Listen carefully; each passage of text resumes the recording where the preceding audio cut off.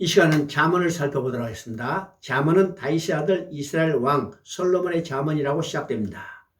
성경은 솔로몬이 잠언 3,000가지를 말하였고 그 노래는 1,005편이라고 하고 있는데 후대에 이것들을 잠언 전도서 아가서로 편집한 것이라고 볼 수가 있습니다.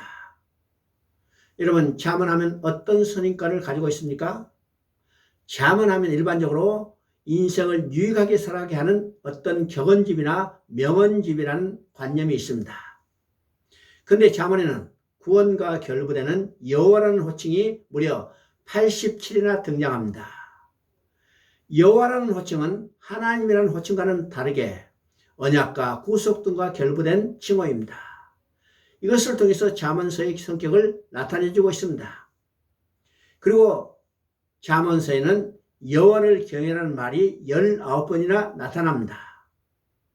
그래서 잠언서의 구조는 1장 7절에서 여호와를 경외하는 것이 지식의 근본이라고 시작해서 19장 23절에서 여호와를 경외하는 것은 사람으로 생명에 이르게 하는 것이라고 말씀하고 31장 30절에서 고운 것도 거짓되고 아름다운 것도 헛되나 오직 여호와를 경외하는 여자는 칭찬받을 것이라고 끝마치고 있는 구조입니다. 여호와를 경외하는 것이 왜 지식의 근본이 될까요? 그 이유는 여호와를 경외할 때 사단을 이길 수 있습니다. 여호와를 경외할 때 세상을 이길 수 있고 여호와를 경외할 때 우리는 죄악을 이길 수 있습니다. 그리고 여호와를 경외할 때 우리는 자기 자신을 이길 수 있기 때문입니다. 잠언은 크게 두 부분으로 나눌 수 있는데 1장부터 9장까지는 원론이라고 말할 수 있습니다. 그리고 10장부터 31장과는 이 원론을 구체적으로 우리 삶 가운데 적용해 나가는 상론이라고 말할 수 있습니다. 1장부터 9장까지 원론에서 반복되는 나오는 단어가 있는데 첫째는 지혜라는 말입니다. 이 지혜라는 말이 31번이나 등장합니다. 둘째는 내 아들이라는 말입니다. 이 내 아들이 26번 나오고 그리고 세 번째는 음녀란 말입니다. 이 음녀란 말이 12번이나 등장합니다. 그리고 반복해서 나오는 동사가 있는데 그 동사는 부르다, 초청하다는 말입니다. 그래서 이 원론의 구도를 보면 내 아들을 가운데 두고 한쪽에는 지혜가 있고 다른 한쪽에는 음녀가 서 있는 구도입니다. 가운데 있는 이 아들을 누구의 소유로 만들 것인가?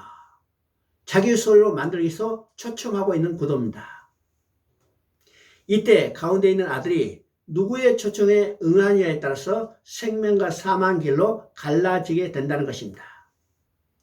이 구도는 이미 에덴에서부터 있었습니다. 에덴에서 아담을 가운데 두고 한편은 하나님이 계셨고 다른 한편은 사단이 유혹하고 있었습니다. 그런데 아담은 사단의 유혹에 넘어진 것입니다. 이런 구도는 지금도 순간순간 매일같이 일어나는 구도입니다.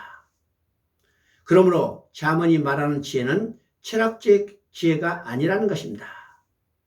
잠언서 8장 22절을 보면 여호와께서 그 조화의 시작 곧 태초에 일하시기 전에 나를 가지셨으며 만세 전부터 태초부터 땅이 생기기 전부터 내가 세움을 받았나니라고 지혜의 선전성을 말하고 있습니다.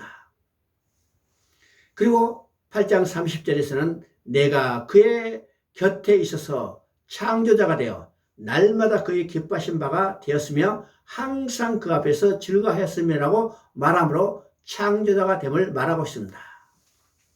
그리고 9장 5절 6절에서는 너는 와서 내 식물을 먹으며 내 혼합한 포도주를 마시고 어리석음을 버리고 생명을 얻으라고 하심으로 구원자가 되심을 말하고 있습니다. 그리고 그렇다면 선지하시고 창조자가 되신 그분이 구원자가 되셨다는 것을 말하는 거죠. 이것을 요한복음 1장을 보면 선지하셨던 분, 창조자가 되신 분, 잔치에 초대하신 분, 나의 영을 부어주신 분은 말씀이 육신이 되어 이 땅에 오신 하나님이신 곧 예수 그리스도를 말합니다. 그래서 잠언에 말하는 지혜는 철학적인 지혜가 아니고 바로 예수 그리스도를 지칭하는 것입니다. 잠언 1장 20절 23절에 보면 지혜의 초청과 책망과 약속이 있습니다. 지혜가 길거리에서 부르며 광야에서 소리 높이며 이렇게 지혜가 부르고 있는 것을 보게 됩니다. 길거리에 서서 광장 높은 층계에 서서 광장에 모여 서성거리고 있는 군중을 향해서 소리 높여 외치고 있습니다.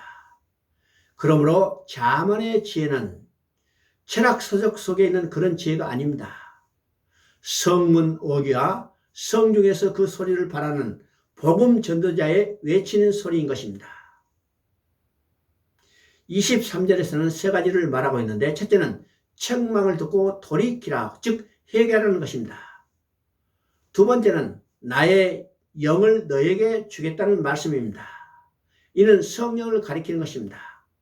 세 번째는 나의 말을 너에게 보이리라고 전해줄 말씀이 있기 때문이라는 것입니다. 그러면 나의 영, 곧 성령을 보여줘야겠다 하시는 것은 성령으로 아니하고는 여호와를 경외, 즉 누구든지 예수를 주시라고 할 수 없기 때문입니다. 잠언의 삶을 살아갈 수 없기 때문입니다. 잠언 2장은 두 부류, 두 길, 두 종말을 대조해서 보여줌으로 마치고 있습니다.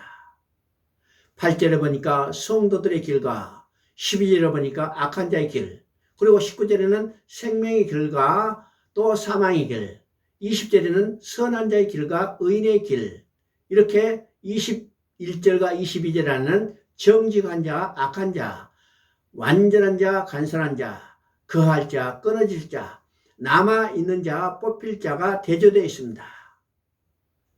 모든 사람들은 이 두 길 중 어느 한 길을 가고 있는 것입니다. 이것이 하나님이 예비하신 완전한 지혜가 내 마음에 들어가며 너를 지켜 구원하리라는 의미입니다. 잠언 4장 18절에서 23절에서도 의인이 길 있고 악인이 길이 있다고 말합니다. 잠언 8장과 9장에는 지혜의 다른 면이 나타나는데 8장은 창조자로 계시되어 있고 9장은 너는 와서 내 식물을 먹이며 포도주를 마시고 생명을 얻으라 함으로 구속주로 계시되어 있습니다. 주님은 만물을 말씀으로 창조하신 창조자시고 말씀이 육신이 되어 대속대민이 제물이 되어주신 구속주이십니다. 이것이 지혜의 초청인 것입니다. 잠언 10장부터는 상론인데 이는 해설을 해야만 알 수 있는 그런 내용들이 아닙니다. 또한 몰라서 실천 못하는 그런 내용들도 아닙니다. 이것은 우리가 어려서부터 배웠다는 그런 내용들입니다. 그런데 왜 실천하지 못하고 있는 것일까요? 그 원인은 이런 삶을 살아야 하는가를 그에 대한 당위성, 곧 원리에 확고하지 못하기 때문인 것입니다. 잠언서 31장에는 현수간 부인으로 끝을 맺고 있습니다. 하나님께서 혼자 사는 것이 좋지 아니하니 라는 말씀을 통해서 첫사람 아담에게 배필을 주어주신 것 같이 마지막 아담이신 그리스도에게 우리들을 돕는 배필, 곧 현수한 신부로 지어주셨음을 우리가 명심해야 합니다. 이렇게 구속사의 관점에서 볼 때 잠언에도 여자의 후손과 뱀의 후손 두 줄기가 흐르고 있음을 보게 됩니다. 이 진리는 에덴에서부터 시작해서 세상 종말까지 이를 것입니다. 계시록 19장 2절에 보면 그의 심판은 참되고 어려우신지라 음행으로 땅을 더럽게 한 한 금녀를 심판하사 자기 종들의 피를 그의 손에 갚으셨다고 말씀합니다. 그러므로 음녀가 심판받느니 올 것을 말씀하고 있는 것입니다. 잠언서에서도 지혜를 통해서 그리스도를 만나게 되고 음녀를 통해서 사단의 실체를 보게 되고 아들을 통해서 내 자신의 정체성을 깨닫게 되고 충성된 사자를 통해서 증인된 사명을 각성하게 되는 것입니다.